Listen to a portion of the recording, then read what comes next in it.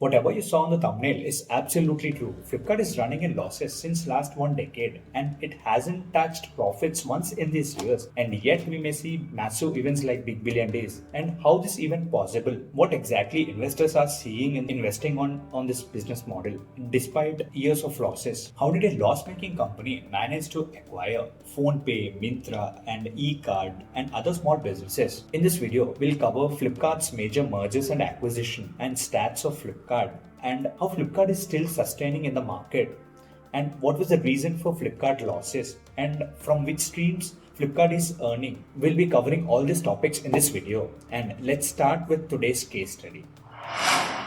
Flipkart was founded in 2007 by Sachin Bansal and Binny Bansal, two former Amazon employees. It started as a simple online bookstore, but within few years it has expanded into electronics, fashion, groceries, and more, eventually becoming one of the India's largest e-commerce players. Let's break down the Flipkart's business model. At top, it's a technology-driven e-commerce platform connecting customers with products, but it doesn't end there. Vendors list their products, warehouses stores them across entire country, and the logistics team and delivery partners ensure every order reaches doorstep on time. Every part matters, from engineers building the platform to delivery boys on the street, everyone working for one agenda to make shopping smooth and fast. In short, Flipkart's business model is a mix of technology, vendor network, logistics, and human effort, all synchronized to run one of the India's biggest e-commerce platform. Flipkart started in the year 2007. In just 2 years, it has raised $1 million funds by Excel partners. Over the years, milestones kept growing from $1 million to $10 million and 10 to 20 and 20 to 150. Flipkart, when it began just a few years back, the co-owners of the company, who managed to cobble together 4 lakhs, were personally packing books to be home delivered to their customers. Today, they've brought in $1 billion in investment, and their company is valued by some at a whopping $7 billion. Together, Sachin and Binny Bansal have redefined the e-commerce business in India. By 2015, it has crossed $1 billion in funding. So what exactly fundraising means?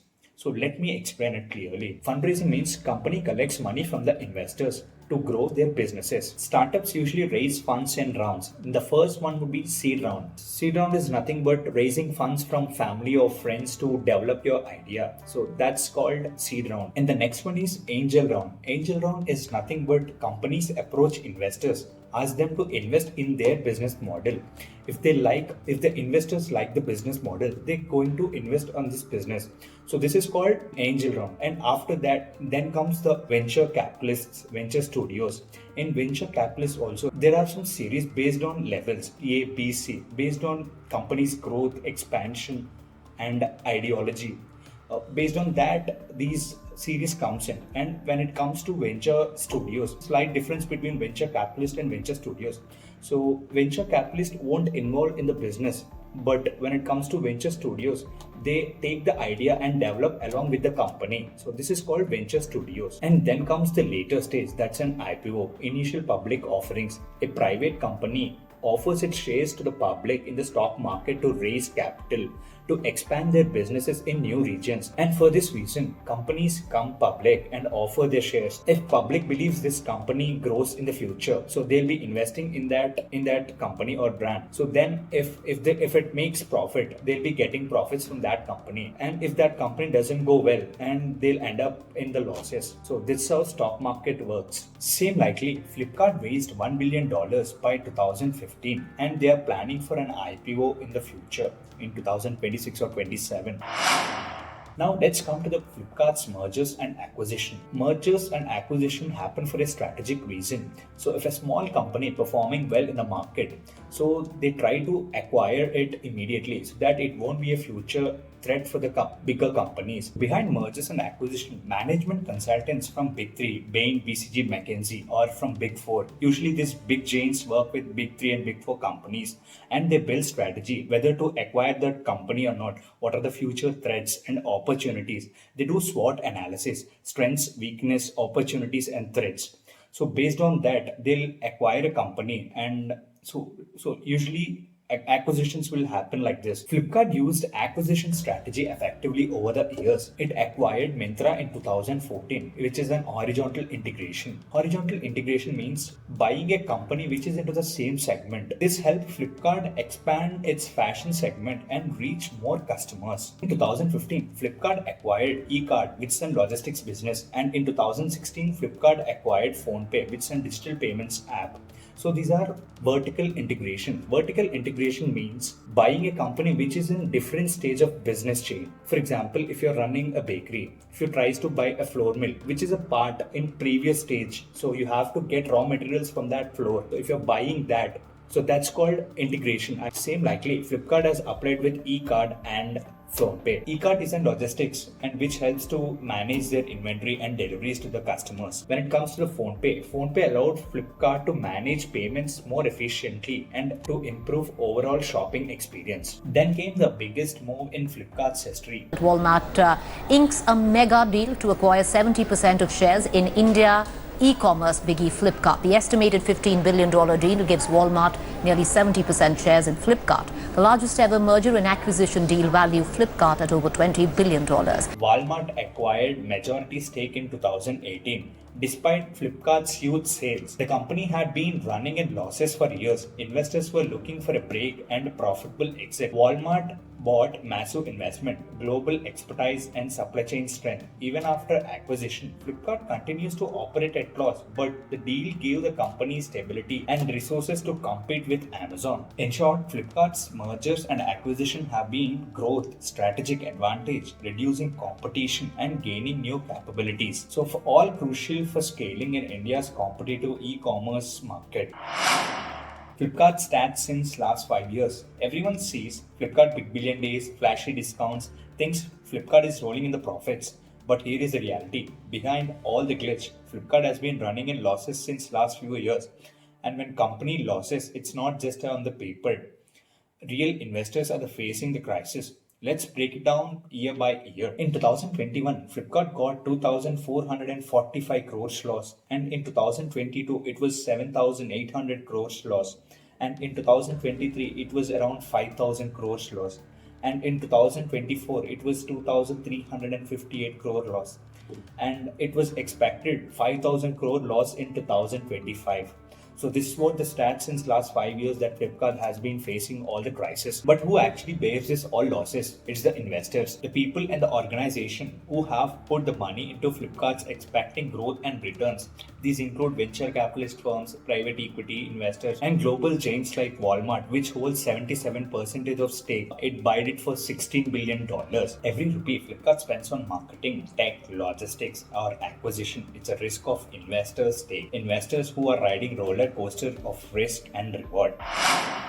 Now let's analyze what was the reasons behind Flipkart losses, and let's go step by step. And the first one is aggressive promotion and discounts in sale. When you see an iPhone worth 90,000 going just for 60,000 in Big Billion Days, the first question is, who is paying this discount? Is Apple cutting the price or Flipkart burning the cash? The truth is, most of the time, Flipkart bears that losses. This is a strategy called loss leader strategy. By taking a hit on blockbuster products like iPhone, Flipkart attracts massive crowd, and once people are on the app, they end up buying other products where margins are higher. This is the strategy behind Flipkart. But if the customer is fixed not to buy anything from the Flipkart except iPhone, if he grabs offer on iPhone and not purchase anything from the Flipkart, then ultimately that loss has to be paid by Flipkart. It's a big dent for Flipkart. And this is one of the reasons why Flipkart getting losses, aggressive discounts and offers. And the second one is COD, cash on delivery. Delivery agents have to collect cash at doorstep, count it, deposit and reconcile it. Extra manpower and security are needed to it. And there are risk of fake or fraudulent orders. Some customers places order without real intent to buy. That increases failed delivery costs. COD orders are more likely to be returned. Customers change their mind, reject the product, or simply say they don't have cash. That means Flipkart has to pay both the initial delivery and the reverse logistics. In COD orders, delivery agents carry large amount of cash which can be stolen or lost. The company needs secure systems to track and deposit safely. Long settlement cycle. Prepaid orders send money instantly, but COD takes days to reach Flipkart's account, slowing down cash flow. The third important reason for Flipkart losses is return, refund, and fraudulent activities in India. Now, here is where you get even crazier. For example, a customer, no, it's not an example, it's a real story actually. A customer ordered protein powder from an ex company and he took out the actual product and refilled with maida or ragi, which leads to the same color of that protein powder. And if once Flipkart or vendor approved that, boom, the entire loss has to be faced by Flipkart or either vendor. This is not the only case. Daily thousands of cases usually happens like this. And people find loopholes and take advantage on that and make fraudulent activities. It's not just loss on that product, it's also loss on logistics and reverse logistics also. And they have to pay for delivery boys also. So if delivery boy delivers one product to the customer, that means they have to pay 16 rupees per one order. The return, it has to be another 16 rupees. That means whatever margin they are expecting from the vendor is getting loss here only. So how can Flipkart make profits? That's how Flipkart is making so many losses and ultimately affecting on balance sheet. So this was one of the major reasons. The fourth reason for Flipkart losses is huge range of vendors. So if you compare it with Amazon have trusted and verified vendors, but whereas in Flipkart, it has huge number. You will find everything, but there are high chances of returns and refunds. That's where the profit margin will goes away from Flipkart. And the fifth reason is technology and developers cost. Behind every big billion day sale, there are thousands of tech guys who working round the clock to give best experience for the customers on the platform. Flipkart is an online company, but running the app is not at all cheap. Every single button you tap, every payment you make, every order you track, behind all of that, there's a massive team of engineers who work day and night. For example, an API engineer who builds payment gateway system easily charges 10 to 15 LPA. That's only for one engineer. Now imagine hundreds of engineers working on tech, data analytics, recommendation, search engine, UI, UX, and chatbots, customer service, everything. And this list goes on. On top of that, servers, software licenses, cloud hosting, all these invisible costs pipe up into massive expenses. That's why technology, even though it's digital, burns a huge chunk of Flipkart's money.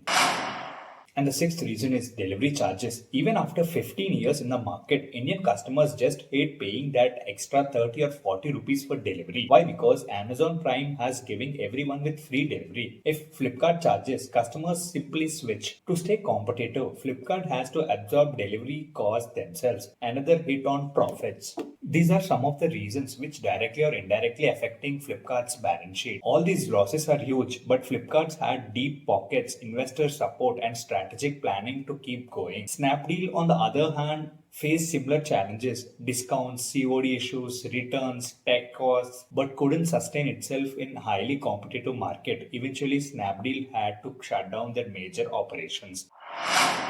Flipkart doesn't just make money by selling products. They have many ways to earn, and the first one is seller's commission. Seller's commission. Flipkart takes a cut from every sale made by sellers, and the second one is advertising.